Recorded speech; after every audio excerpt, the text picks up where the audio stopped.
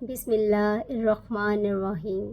میرے پیارے ساتھیوں، بہن بھائیوں، دوستوں اور عزیزوں، تمام سننے والوں، آپ سب کو ایڈوکیٹ شازیہ عباس کا السلام علیکم۔ عید الاضحیٰ کے پیغام کے حوالے سے میں یہی کہنا چاہوں گی کہ عید قربان کی آمد ہے۔ اس عید کو انتہائی جوش و خروش سے مناتے ہیں اور خاص طور پہ بچے تو بہت ہی انجوائے کرتے ہیں۔ تمام مسلمانوں کی کوشش ہوتی ہے کہ وہ اس دن اللہ تعالیٰ کی راہ میں قربانی کر کے اس کا قرب حاصل کرے اور اس کی خوشنودی حاصل کرے۔ اور ویسے بھی قربانی کا مطلب ہی یہی ہے کہ قرب الہی یعنی اللہ تعالیٰ کا قرب حاصل کرنا۔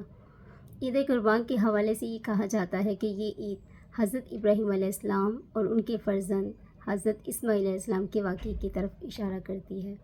جیسے حضرت ابراہیم علیہ السلام نے اللہ تعالیٰ کا قرب حاصل کرنے کے لیے اور اس کی راہ میں اپنے پیارے بیٹے حضرت اسماعیل علیہ السلام کو ذبح کرنے پر عمادگی کا اظہار کیا،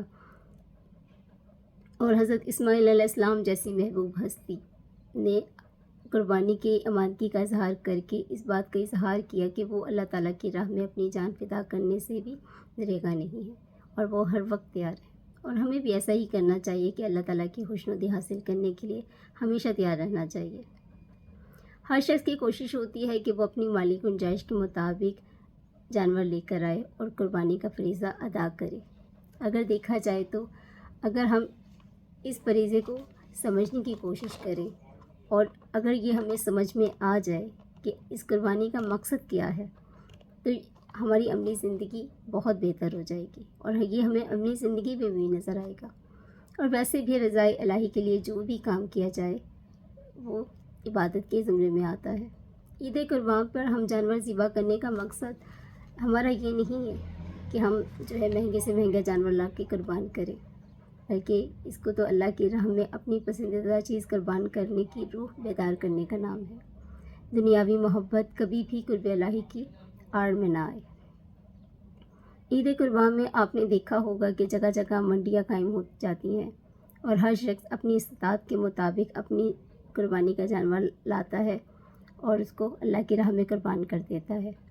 اگر دیکھا جائے تو کچھ عرصے سے ہم نے اس فریضے کو محض ایک دنیاوی شکل دے دی ہے اور اس فریضے کو اس طرح ہم ادا کرتے ہیں کہ جو کہ نمود و نمائش ہوتی ہے، جو ہمارا دکھاوا ہے۔ حالانکہ ایسا نہیں ہونا چاہیے۔ ہم جانور کو اس طرح لے کر آئیں کہ اس کو ہم غریبوں کو اور مسکینوں کو ہم یہ دل میں عزم کر کے لائیں کہ ہم نے ان کو اس میں سے حصہ دینا ہے، ان کو ان کی خوشیوں کو ہم نے شامل کرنا ہے اپنی قربانی میں۔ لیکن ہم اتنا مہنگا جانور خرید کے لاتے ہیں صرف یہ دکھاوے کے لیے کہ ہم اتنی استطاعت رکھتے ہیں کہ ہم مہنگے سے مہنگا جانور خرید سکتے ہیں اور لوگوں کو نمود و نمائش کرتے ہیں۔ یہ غلط بات ہے۔ اللہ تعالیٰ کو یہ باتیں پسند نہیں ہیں کہ اپنی شرعی اسلامی فریضے کو نمود و نمائش کر کے پیش کرنا، بلکہ لوگ تو اس دکھاوے کی خاطر حرام کی کمائی سے جانور لے کر آتے ہیں اور لوگوں کو نمود و نمائش کر کے دکھاتے ہیں۔ حالانکہ اللہ تعالیٰ نے حرام کی کمائی کو منع فرمایا ہے، اور ظاہر ہے جب حرام کی کمائی ہوگی تو اس سے خریدی ہوئی چیز بھی حرام ہوگی، اور ہم کیسے لوگوں کو حرام چیز کھلا سکتے ہیں؟ تو یہ تو قربانی نہ ہوئی نا۔ تو قربانی کے فریضے کو ہمیں سمجھنا چاہیے۔ حالانکہ عید الاضحیٰ کا دن احتساب کا دن ہے، نمائش کا دن نہیں ہے۔ ہم اپنے جذبات، احساسات کس حد تک رب کی منشا پر قربان کر رہے ہیں، ہمیں یہ دکھانا ہے کہ ہم اپنے رب کے لیے قربانی کر رہے ہیں، اپنے غریب مظلوم لوگوں کے لیے قربانی کر رہے ہیں۔ ان کے احساسات کو ہم سمجھنے کی کوشش کرنی چاہیے۔ عید قربان کو صرف سیر و تفریح اور دوستوں اور رشتہ داروں سے ملنے کا نام نہیں ہے کہ ہم ان سے ملنے جائیں، یہ ہماری تفریح کا دن ہے، نہیں۔ حالانکہ ہمیں تو عید قربان کو اس انداز میں منانا چاہیے کہ انسان کی پوری زندگی پر اس کی گفتار، اس کے اخلاق و کردار اسلامی تعلیمات کو اجاگر کریں۔ اس بنیاد پر عید مناتے ہوئے ایسا طرز عمل اختیار کرنا چاہیے جو معنوی اور انتہائی فضا کی قائم کرے۔ جو انسان اللہ تعالیٰ سے دور نہیں ہوتا وہ اللہ تعالیٰ کی تمام باتوں کو سمجھتا ہے اور اسی لیے اس کو قرب الہی حاصل ہوتا ہے۔ اس سے اللہ کے نزدیک جو ہے قربانی کو اگر دیکھا جائے تو اللہ کے نزدیک قربانی کا مقصد ہی یہی ہے کہ تاکہ لوگوں کو خوشیوں میں شامل کرنا۔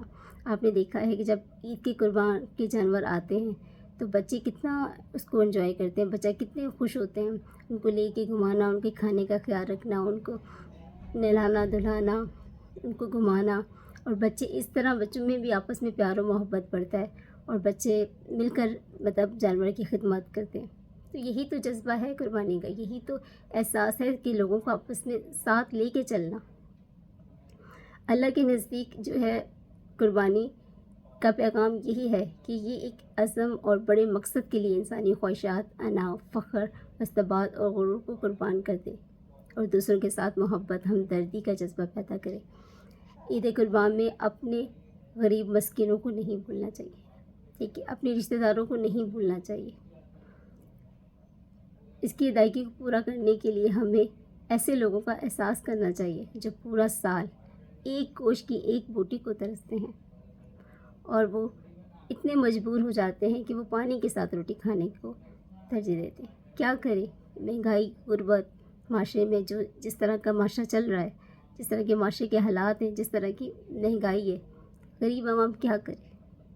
وہ ہر وقت تو گوشت نہیں کھا سکتے، ان کو تو پتہ نہیں نصیب ہوتا بھی ہے یا نہیں ہوتا، یہ تو وہی سمجھ سکتے ہیں نا۔ تو میرے اس عید قربان میں آپ سب کو یہی پیغام دینا چاہوں گی کہ ان لوگوں کو یاد رکھیں جو مجبور ہیں، جو غریب ہیں۔ اور دیکھو، اگر دیکھا جائے تو قربانی میں اللہ تعالیٰ نے 3 حصوں کا ذکر کیا ہے۔